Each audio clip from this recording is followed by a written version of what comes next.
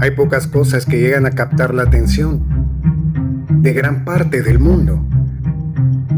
Pero si el tema es de misterio, es imposible de ignorar. La desaparición de una mujer sigue siendo un misterio y programas de televisión se enfocaron en el tema. 2020, American Most Wanted, Misterio sin resolver y muchísimos podcasts desde que desapareció en el 2004. Por ello te invito a ver el caso de Maura Murray. Hechos y teorías de una desaparición.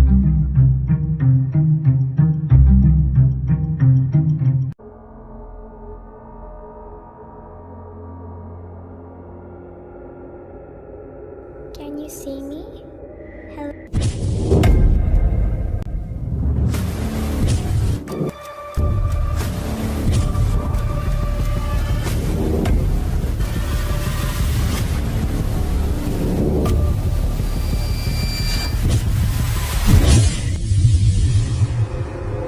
I'm here. Behind you.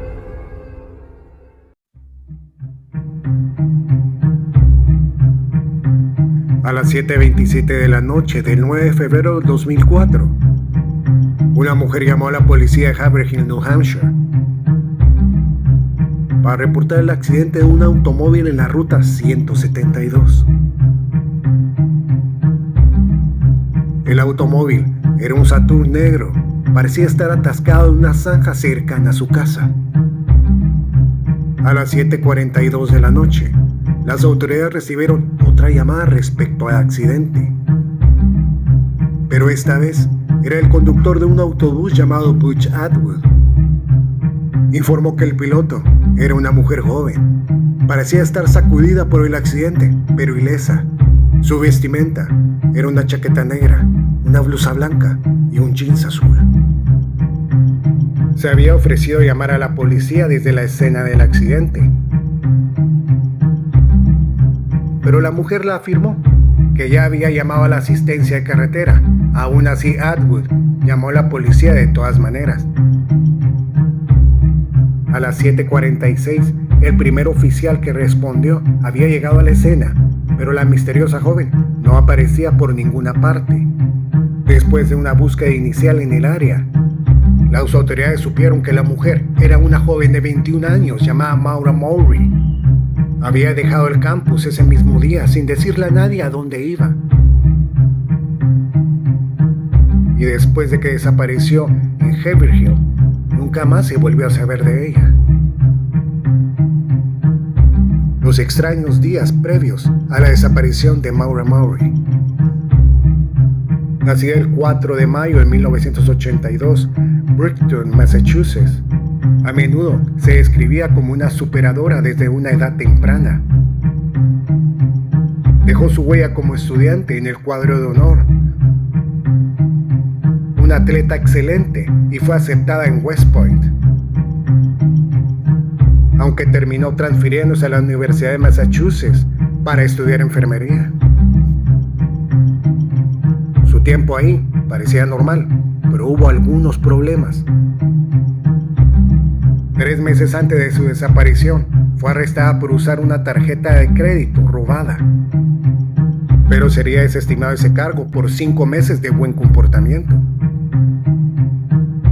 El 5 de febrero de 2004, Maura tuvo una emotiva conversación telefónica desde su puesto de seguridad en el campus con su hermana Caitlin. Ella luchaba contra la adicción, por lo cual Maura quedó muy preocupada. Tuvo que ser escoltada de regreso hasta su dormitorio, cuando su supervisor trató de averiguar qué le estaba pasando. Todo lo que pudo decir ella fue: mi hermana. Fred, el padre de Maura, el 7 de febrero de 2004, viajó a Hampshire para reunirse con su hija para comprar un auto. Luego fueron a cenar antes de regresar al motel. Fred le prestó el auto a Maura para que pudiera ir a una fiesta en su dormitorio esa misma noche. Pero el siguiente día, en su camino de regreso, estrelló el auto de su padre. Ella resultó ilesa. pero el auto resultó gravemente dañado. Sin embargo, el seguro cubriría los gastos de las reparaciones siempre y cuando ella recogiera los formularios correspondientes. Después de todo, parecía que todo estaba bien entre Maura y su padre, pero el 9 de febrero del 2004, todo cambió de una manera muy extraña. Maura envió un correo electrónico a sus profesores para decirles que se tomaría una semana libre debido a la muerte de un familiar. Pero lo raro es que los padres más tarde se informarían que dicho dato era falso. Nadie había fallecido. También le envió un correo electrónico a su novio Bill Roach. En el correo electrónico dijo: recibí sus mensajes, pero honestamente no tenía ganas de hablar con nadie, aunque prometo llamar hoy. Luego llamó al dueño de un condominio en Berkeley, New Hampshire, en donde se había hospedado anteriormente, pero no reservó absolutamente nada. También llamó a la línea directa de reservaciones de hoteles, pero tampoco reservó ninguna habitación. También buscó por internet direcciones de Burlington, Vermont. No estaba claro qué quería hacer o cuál debía ser su destino planeado, porque no le dijo a nadie a dónde se iba a dirigir. Alrededor de las 3:15 de la tarde, condujo su auto a un cajero automático fuera del campus, retiró $280. Luego fue a una licorería y compró $40 en alcohol. Y después pasó registro de vehículos por los formularios del accidente del carro de su padre. Algo que deja una duda es que a las 4:37 de la tarde hizo una llamada a su propio correo de voz y fue la última instancia registrada en lo que usó su teléfono. Poco se sabe del paradero Maura entre sus diligencias y su accidente automovilístico en Haverhill. El oficial en la escena encontró un automóvil dañado, pero sin un conductor. El vehículo estaba bloqueado por lo que no se podía mover y los airbags se habían desplegado. La policía redactó en el informe y dijo: la evidencia en la escena indica que el vehículo había estado en dirección al este y se había salido de la carretera. Golpeó algunos árboles, giró y se detuvo mirando al lado contrario.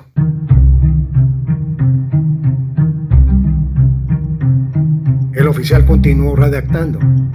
A simple vista, detrás del asiento del conductor del vehículo se podía ver una caja de vinos Francia. También pude ver un líquido rojo, que no sé si es sangre, pero estaba en la puerta del conductor y en el techo del auto. También habían direcciones de Mapworks imprestas a Burlington, Vermont. No habían señales obvias de juego sucio. No habían huellas en la nieve que condujeran al bosque o saber a dónde fue. El primer oficial le pidió a Atwood, que fue la última persona que vio a Maura, que lo ayudara con la búsqueda. Apareció un policía estatal, seguido de bomberos y un servicio médico de emergencias. Si bien comenzaron a peinar el área del oeste de la escena, nadie investigó la dirección al este durante la búsqueda inicial, que era la ruta que Maura pensaba tomar. Esta fue una de las muchas cosas que se le informó al padre sobre la desaparición de su hija 24 horas después del accidente. Él criticó sobre cómo la policía manejó la búsqueda, dejando sin importar y sin indagar el lado oeste en donde su hija se iba a dirigir. Si bien los registros telefónicos de Maura indicaban que estaba considerando alquilar una habitación en Vermont, las instrucciones de Mapworks encontradas en el auto llevaron a pensar a la policía que en realidad ella se dirigía a Burlington, el lado contrario, que es en dirección al oeste. Pero ella a nadie le contó de sus planes y no estaba claro a dónde se iba a dirigir en realidad. La policía también creía que Maura podría haber estado tratando de suicidarse, e incluso la policía emitió un comunicado de prensa. Este comunicado fue publicado 2 días después de su desaparición. Su padre emitió una respuesta totalmente furioso por el actuar de la policía, negando rotundamente lo publicado y expresado por ellos. Estaba de buen humor, no tenía preocupaciones ni motivos para huir de su propia vida. Sin embargo, no se podía ignorar que Maura había estado lidiando con numerosos problemas antes de su desaparición, incluso sus problemas legales con el fraude de la tarjeta de crédito, sus preocupaciones con su hermana por el problema de la adicción y chocar el auto de su padre. Algunos familiares creían que escapó por unos días por todo lo ocurrido, pero en una búsqueda en su dormitorio reveló que había empacado la mayoría de sus pertenencias en cajas antes de irse. Encima de una de las cajas había un correo electrónico impreso para su novio que detallaba los problemas de su relación. Si bien había dejado algunas de sus pertenencias en su automóvil, le faltaban algunos elementos claves. Esto sería su teléfono celular y su maleta. Su teléfono jamás volvió a encenderse. Cualquier cuenta bancaria asociada a ella permaneció inactiva desde la desaparición de Maura. Luego de ello, solo han surgido presuntos avistamientos, callejones sin salidas y teorías especulativas. La primera teoría es que ella tenía planeado suicidarse por depresión de su hermana, la cárcel y el accidente con su padre. Los familiares desmintieron esta versión expresando que ella estaba bien y no tenía ningún motivo. Pero dejando a un lado los sentimientos personales, algunos de los artículos empacados en su auto, como píldoras anticonceptivas, blanqueador de dientes y libros de textos universitarios, han llevado a muchos a creer que no tenía la intención de morir ese día. Si alguien piensa en hacer algo así, ¿por qué darle tiempo en empacar cosas que no va a utilizar nunca más? Eso no tiene ningún sentido. Otra teoría es que había entrado en pánico unas horas después de haber dañado el vehículo de su padre y escapó para evitar problemas. Y también teniendo en cuenta la cantidad de alcohol encontrada en la escena, era muy grande. La policía creía que había estado bebiendo y que no quería arriesgarse a perder su buen historial por el problema con las tarjetas de crédito. El bosque cercano podría haber sido hipotéticamente un buen lugar para esconderse si el clima hubiera sido cálido, pero era todo lo contrario. Hacía un frío espantoso y no se encontraron huellas en la nieve que condujeran al bosque, lo que significa que ella habría tenido que tomar la carretera para poder escapar, probablemente moviéndose en dirección al este, ya que esa área no fue inspeccionada durante la primera búsqueda, un gran error. Curiosamente, un contratista vio a una joven moviéndose en dirección al oeste, a unas pocas millas de la escena del accidente. Dijo que fue entre las 8 a 8:30 de la noche, pero no reportó ningún presunto avistamiento hasta meses después, ni estaba seguro de la fecha en la que la vio.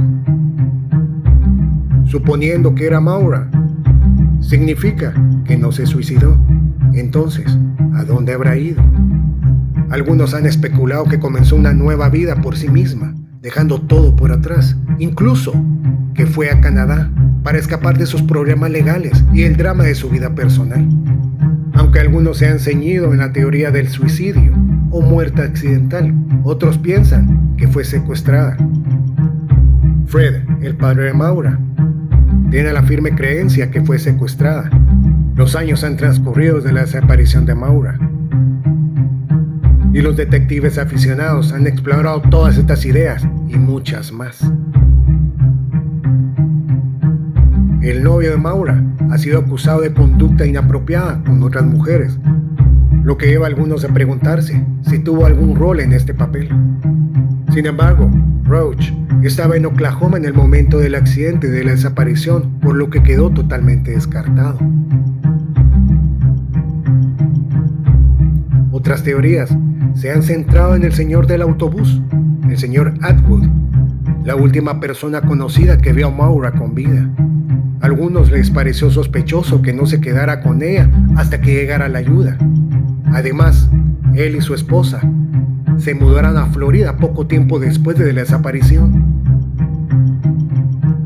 Otros detectives amateurs consideran que el padre tuvo algo que ver, a lo que toda la familia negó dicha teoría. A pesar de todas las teorías, pensamientos, acusaciones, no estamos ni un milímetro cerca de descubrir lo que le sucedió. Hoy ya son casi 2 décadas. Teniendo en cuenta sus escasas posibilidades de supervivencia, se han realizado múltiples esfuerzos para recuperar los restos, ya que se cree que podría estar en dicho lugar, pero todo esto ha llevado a callejones sin salidas. En septiembre del 2021, la policía anunció encontrar fragmentos humanos encontrados a 25 millas de donde estuvo Maura. Sin embargo, la datación por radiocarbono en noviembre reveló que los restos eran mucho más antiguos que la edad de Maura. Butch Atwood dijo haber visto a Maura con chaqueta negra y pelo suelto. Pero las imágenes del cajero automático muestran todo lo contrario. Se puede ver su cabello recogido y una chaqueta blanca. Pero él dijo que tenía un abrigo oscuro y el pelo suelto. Incluso fue publicado en los carteles de búsqueda hechos por la policía. Aquí es donde viene una pregunta. ¿Por qué no vieron la diferencia del testimonio de Atwood con las imágenes del cajero? Otro dato importante con Atwood es que al realizarse la prueba de polígrafo, la primera prueba quedó inconclusa, pero la segunda no la pasó. Y aquí es donde viene lo casual, que meses después de tanta investigación y de la prueba, se mudó con su esposa a Florida. Al parecer, sabía más de lo que habló.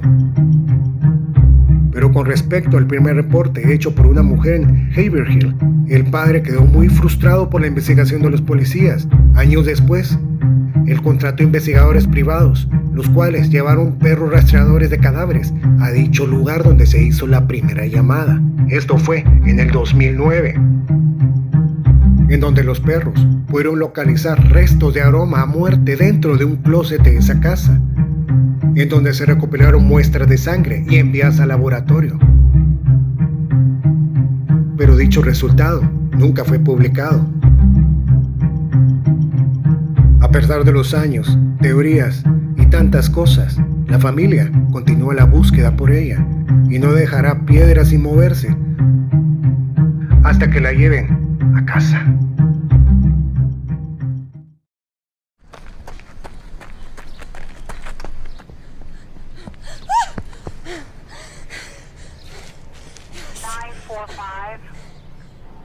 A veces las cosas no son lo que parece. El origen del crimen y el misterio. Si te gustó el video, dale un like, compártelo y suscríbete. Pero no olvides activar la campanita para mis próximas publicaciones, ya que de esa manera me ayudas mucho. Esto fue El origen del crimen y el misterio. Chao, YouTube.